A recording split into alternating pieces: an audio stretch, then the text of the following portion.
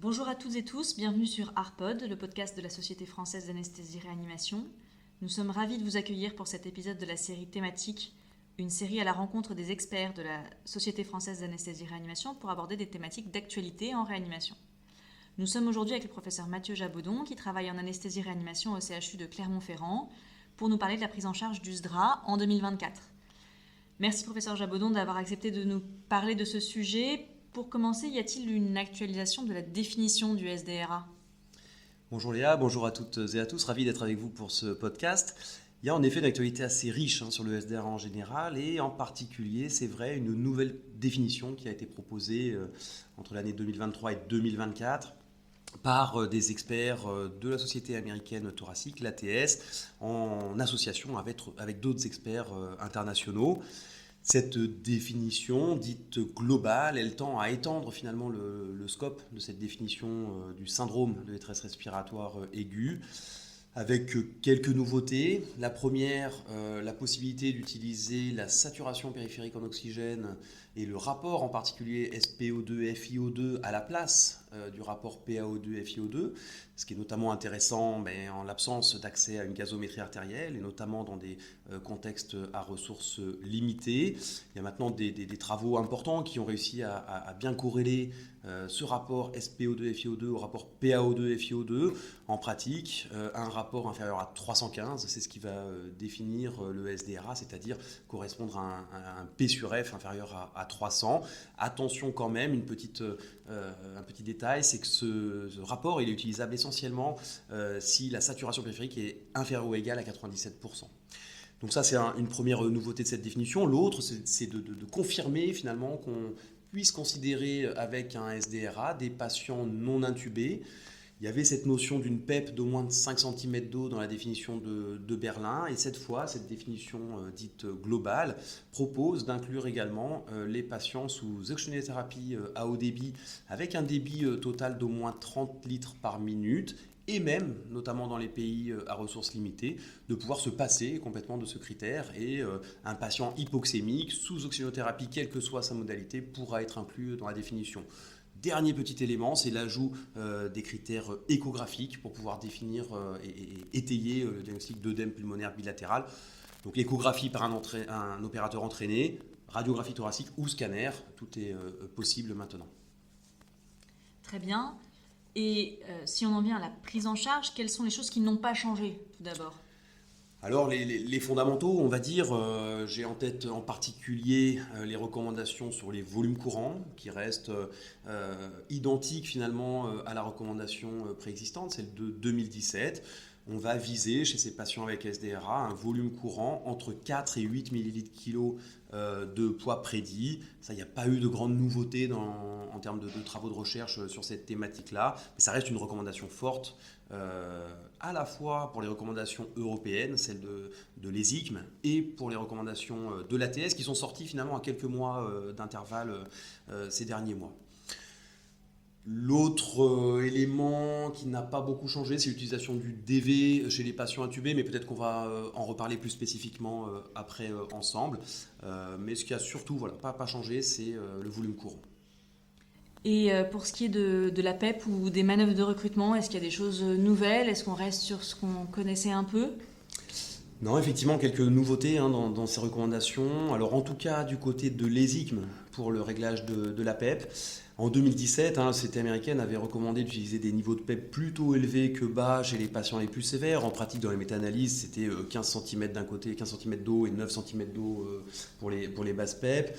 À la vue d'une nouvelle méta-analyse sortie en 2021, maintenant l'ESICM effectivement n'est plus capable de faire une recommandation de ce type en faveur des hautes PEP. Donc voilà, pas de recommandation finalement de haute versus basse PEP. Pas non plus de recommandations possibles sur la personnalisation de la PEP, sur des éléments de mécanique respiratoire, de pression œsophagienne, etc. On manque d'études cruellement pour arriver à ces recos, mais ça va peut-être revenir. En revanche, ce qui est assez marquant, c'est que l'ATS, elle, reste sur une recommandation plutôt en faveur de haute PEP chez les patients les plus sévères. Donc là, il y a encore une fois une petite discordance entre les deux sociétés. Les manœuvres de recrutement alvéolaire, en revanche, les deux sociétés, les deux recommandations sont d'accord pour faire une recommandation contre l'usage des manœuvres de recrutement alvéolaire. En tout cas, celles qui utilisent les niveaux de pression les plus élevés pour des durées les plus longues. En tout cas, ce qu'on peut retenir dans notre pratique clinique, c'est vraiment d'être prudent avec ces manœuvres de recrutement dans les niveaux de pression qu'on vise et surtout dans la durée qu'on va faire. Et alors, bien sûr, il reste probablement des places, mais il y a grande précaution, bien sûr, sur le plan hémodynamique. Et pour l'instant, rien ne soutient dans les recommandations l'utilisation systématique de ces manœuvres de recrutement.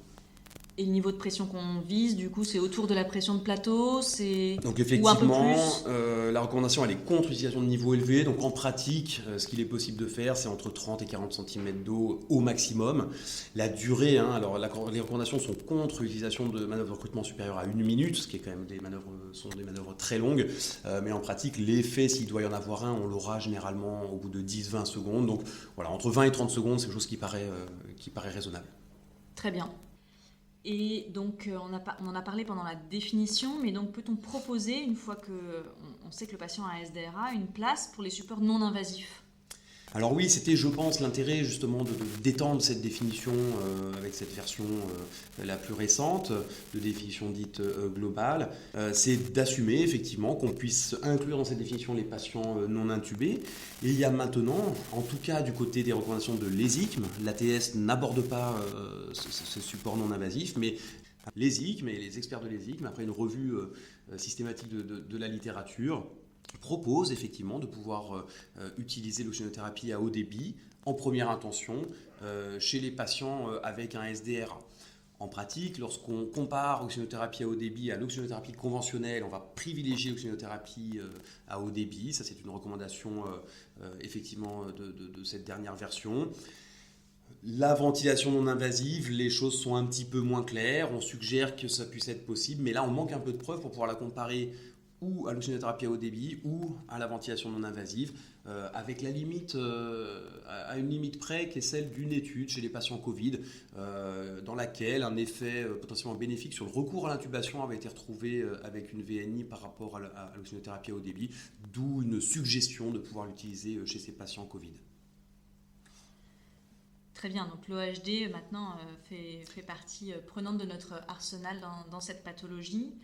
Et pour les SDRA sévères, qu'en est-il du DV, notamment du DV vigile, des curares, de l'ECMO, de ce type de thérapeutique ? Alors plusieurs éléments dans la réponse.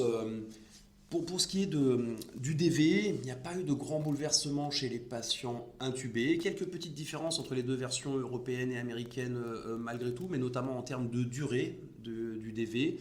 L'American Thoracic Society suggère de faire au moins 12 heures. L'ESIC me propose de faire au moins 16 heures en se basant sur les résultats de l'étude française ProSeva. Les deux insistent. Alors, dans la recommandation américaine, il n'y avait pas eu de mise à jour finalement sur le DV par rapport à 2017. Mais l'ESIC insiste beaucoup sur ce qui a finalement eu lieu dans l'étude ProSeva de Claude Guérin, qui est de pouvoir stabiliser et d'ajuster, réduire le volume courant, essayer d'optimiser la PEP notamment avant de recourir au DV. Donc en général, essayer d'attendre 12 à 24 heures, ce qui n'est bien sûr pas toujours possible en pratique, mais dans les deux cas, effectivement, le DV reste recommandé chez les patients les plus hypoxémiques, c'est-à-dire ceux avec un rapport PaO2 et FiO2 inférieur à 150 mm de mercure. La petite nouveauté concernant le DV, effectivement, elle nous vient de l'expérience Covid-19, avec maintenant une recommandation de recourir à un DV vigile chez les patients non intubés, notamment chez les patients Covid, puisqu'on n'a pas d'études concernant les patients non Covid. Et ça, les experts, en analysant la littérature, confirment que ça réduit le risque d'intubation. Ça ne joue pas sur la mortalité, mais ça reste malgré tout une recommandation chez ces patients, en tout cas Covid-19. Plein de questions quand même subsistent sur ce point. Quel va être le support ventilatoire à utiliser chez ces patients non intubés ? Est-ce que l'optiflow, l'oxygénothérapie au débit, ou la ventilation non invasive combinée au dectus ventral va optimiser les choses ? Ça, pour l'instant, on manque clairement de données. La question des curares.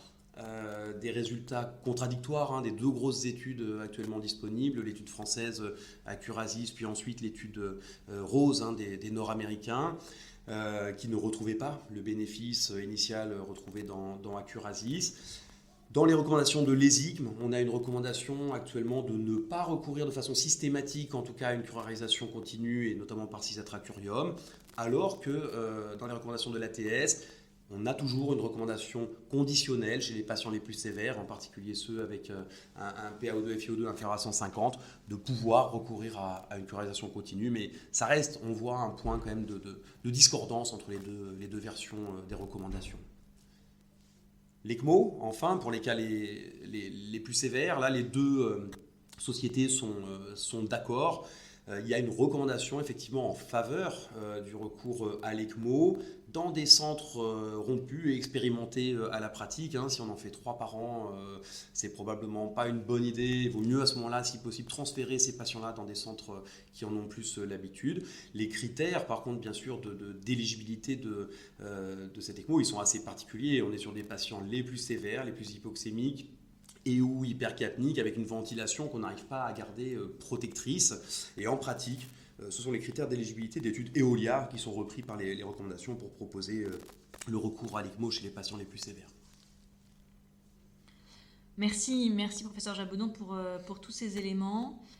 Merci à vous pour votre écoute et vous retrouverez les références de recommandations citées dans cet épisode sur les plateformes d'écoute. Pensez à vous abonner à ARPOD.